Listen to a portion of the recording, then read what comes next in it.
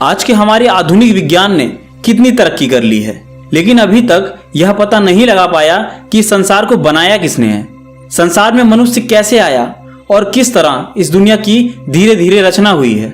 यह सवाल हमेशा से हमारे मन में आता रहा है।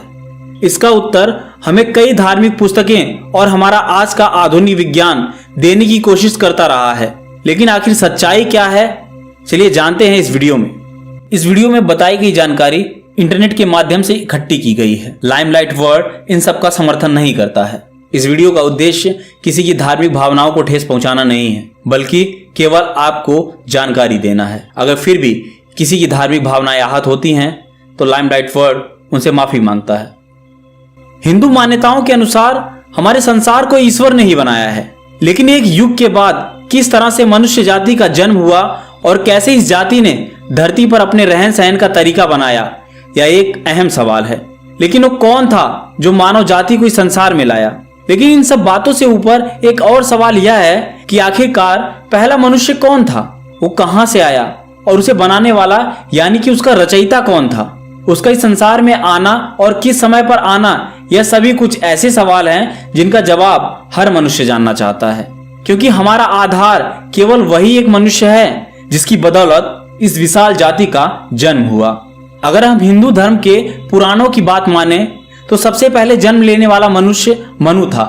लेकिन अगर हम बात करें पश्चिमी सभ्यता की, तो पश्चिमी सभ्यता के अनुसार एडम इस दुनिया में आने वाला पहला मानव था, जिसके बाद ही मनुष्य जाति का आरंभ हुआ।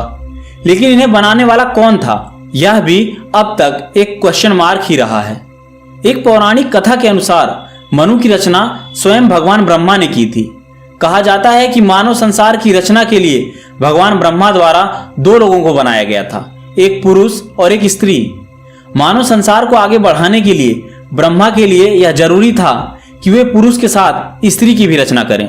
भगवान ब्रह्मा द्वारा बनाए गए पुरुष थे मनु और स्त्री थी शतरूपा।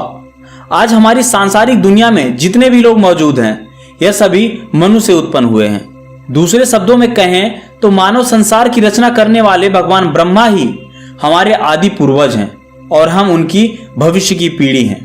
संसार में आने वाला सबसे पहला इंसान मनु था, इसलिए इस जाति का नाम मानव पड़ गया, ऐसा हमारे धर्म ग्रंथ कहते हैं। संस्कृत में इसे मनुष्य कहा जाने लगा और अंग्रेजी भाषा में भी मिलते जुलते नाम मैन का प्रयोग हुआ है।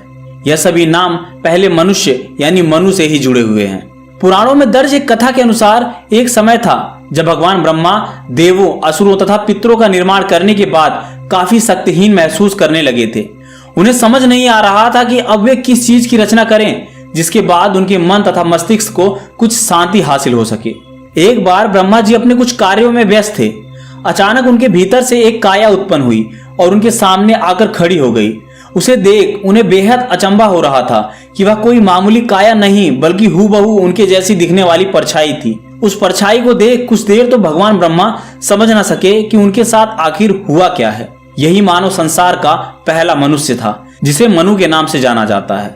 इस पौराणिक कथा से एक और सवाल मन में आता है कि हिंदू मान्यताओं में तो मनु ने जन्म लिया, लेकिन पश्चिमी सभ्यता के अनुसार पहला मानव कौन था। यदि बाइबल की बात करें तो जिस तरह से पौराणिक कथा में भगवान ब्रह्मा के शरीर से मनु ने जन्म लिया था, इसी तरह से बाइबल में भी ईश्वर के शरीर से एक परछाई ने जन्म लिया था।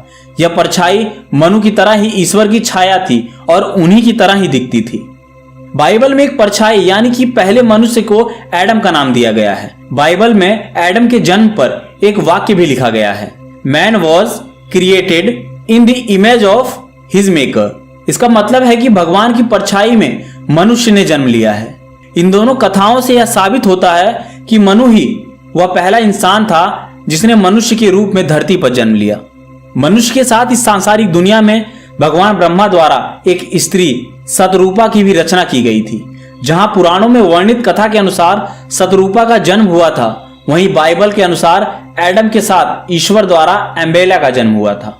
इन सभी तथ्यों को जानकर यह साबित होता है कि हिंदू इतिहास तथा पश्चिमी सभ्यता की बातें काफी हद तक समान हैं, लेकिन ऐसा नहीं है। अभी भी ऐसी कई बातें हैं जो दोनों सभ्यताओं को काफी भिन्न बनाती हैं। अब वो चाहे संस्कृति के संदर्भ में हो या मनु के जन्म के बारे में हो, दोनों में अंतर जरूर है। लेकिन कैसे, आइए जानने की कोशिश करते हैं। बाइबल में लिखी गई कहानी के अनुसार एडम का निर्माण खुद ईश्वर ने किया था, लेकिन दूसरी ओर मनु तो स्वयं भगवान ब्रह्मा के शरीर से काया बनकर उत्पन्न हुआ था। इन सभी तथ्यों में जहां पुराण तथा बाइबल में मनु और शत्रुपा के जन्म को लेकर कुछ असमानताएं देखी गई हैं, वहीं उनके जन्म के बाद की कुछ घटनाओं में समानताएं भी हैं। पुराण के अनुसार मनु तथा शत्रुपा के जन्म के बाद भगवान ब्रह्मा द्वारा उन्हें धरती पर मानवीय संसार को स्थापित करने का आदेश दिया गया था। ठीक इसी तरह बाइबल में भी इस तरह की घटना का वर्णन मिलता है। इसके साथ ही बाइबल में एडम के बिना किसी गर्भ द्वारा इस संसार में आने की बात पुराण के तथ्य से मिलती जुलती है। जिस तरह पुराण में भी ब्रह्मा के भीतर से निकली काया से मनु का पूर्ण रूप से जन्म हुआ था, उसी तरह बाइबल में एडम का जन्म भी पूर्ण विकसित रूप में ही हुआ था। लेकिन इन सब में एक बात और खास है कि हिंदू पुराण के अनुसार केवल एक ही नहीं बल्कि एक से ज्यादा मनु ने जन्म लिया था। यदि आंकड़ों के हिसाब से कहें तो पुराण में दर्ज यह तथ्य बताते हैं कि उस समय एक नहीं 10 मनु ने जन्म लिया था। तो फिर हम कैसे कह सकते हैं कि पहला इंसान केवल मनु था? इस संदर्भ में पुराण का कहना है कि मनु केवल एक इंसान नहीं बल्कि एक समूह का प्रतिनिधित्व करता है।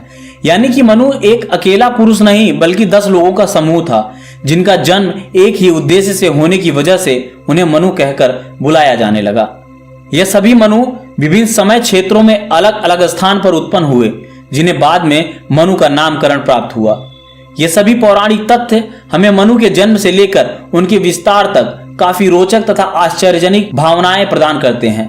यह तथ्य हमें मानव जाति का एक बड़ा इतिहास उपलब्ध कराते हैं, जिन्हें जानना वाकई बहुत रोचक है। तो इस बारे में आपकी अपनी राय क्या है? क्या इस संसार में आने वाला पहला मनुष्य मनु था या एडम? आप अपने जवाब नीचे कमेंट बॉक्स में लिख सकते हैं। आशा करता हूं आपको वीडियो पसंद आया होगा। पसंद आया है तो वीडियो को लाइक, चैनल को सब्सक्राइब और इस वीडियो को अपने दोस्तों के साथ शेयर करना ना भूलें। मिलता हूं किसी और वीडियो में किसी और नई जानकारी के साथ। तब तक के लिए नमस्कार।